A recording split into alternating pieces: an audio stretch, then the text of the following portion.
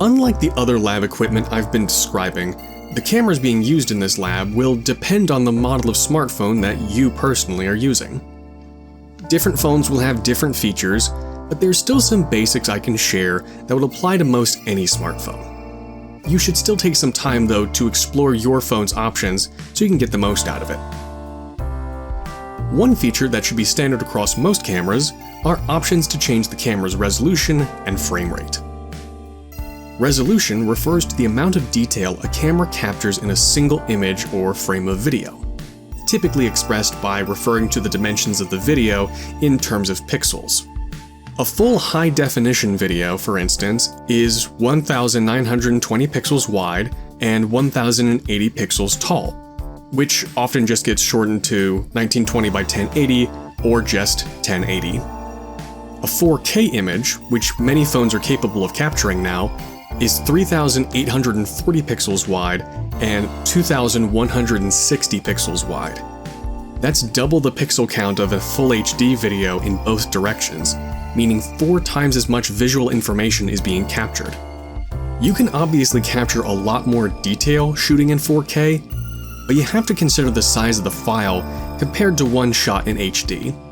For the purposes of this lab, stick to shooting at 1080 or lower. Files will transfer quicker, load more easily, and save you a fair bit of time.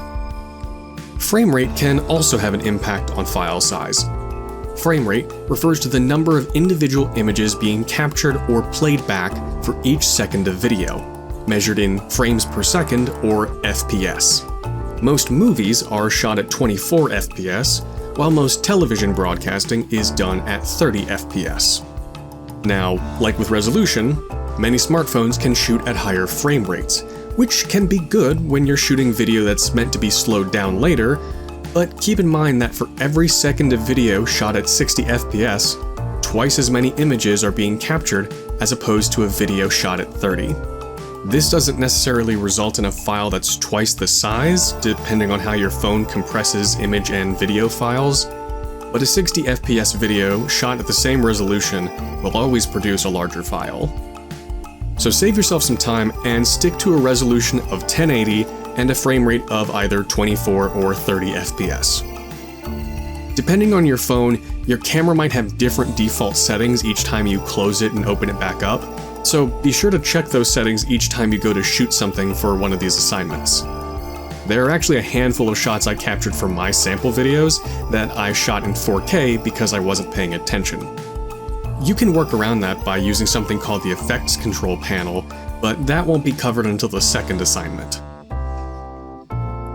Next is the matter of composition, how elements are arranged, scaled, and spaced relative to one another within a frame. Folks have been writing books and publishing theories about composition principles for centuries. For the purposes of this lab, however, I want to focus on sharing one specific and commonly used technique. Open your phone's camera, and you're likely to see a 3x3 grid laid over top of whatever your camera's pointed at. Breaking up the frame into 9 equal portions like this is based on the rule of thirds. The rule of thirds is a rule of thumb derived from the idea that rather than always having your subject in the dead center of the image, more interesting images can be captured by arranging key elements to fall along these thirds lines and at their intersections. When your subject is a person, for instance, it's common practice to arrange things so their eyes rest on or around the top horizontal line. Otherwise, you risk giving them too much or too little headroom within the frame. Headroom refers to the space between the top of the subject's head and the top of the frame. Give them too much headroom, and the subject can look small and awkward. Too little headroom, and you're likely to crop out the top of a person's head and produce something that's a bit more claustrophobic.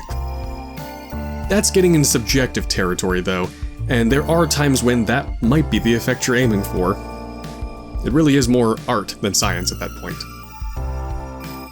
Of course, the position of your camera relative to your subject and the level of digital zoom being employed will also have an impact on headroom, but learning to use the rule of thirds can do wonders for the images you capture.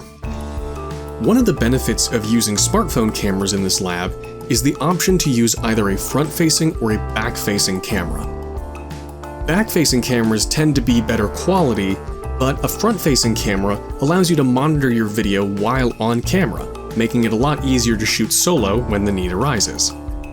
Regardless of the camera you use, the same recommendations regarding lighting and composition apply.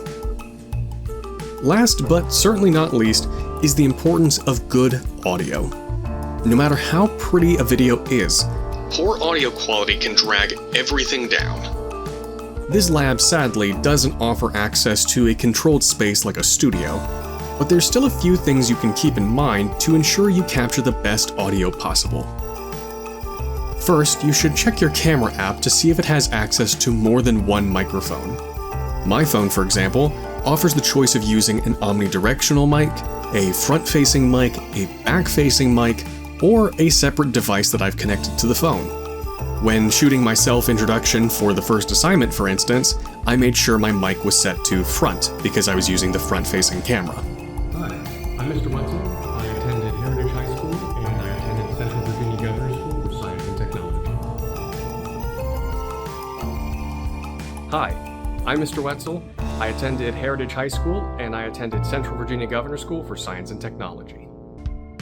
Second, you should be aware of your environment and the noises that might get picked up in addition to the person speaking. You might not have much control over the hum of an air conditioning unit, but it's easy enough to shut off a fan for the few minutes you need in order to record. You may not be able to cordon off an empty classroom to record in, but you don't have to record in the middle of a noisy commons area either. A little effort goes a long way. A lack of effort, however, will always make itself heard. That does it for my overview of equipment setup. I'll be linking some other video guides covering these topics on the lab website, but I think this should be enough to get you through the assignments to come. The next video will cover the process of transferring files from your phone to your computer so they can be loaded up and edited in Adobe Premiere.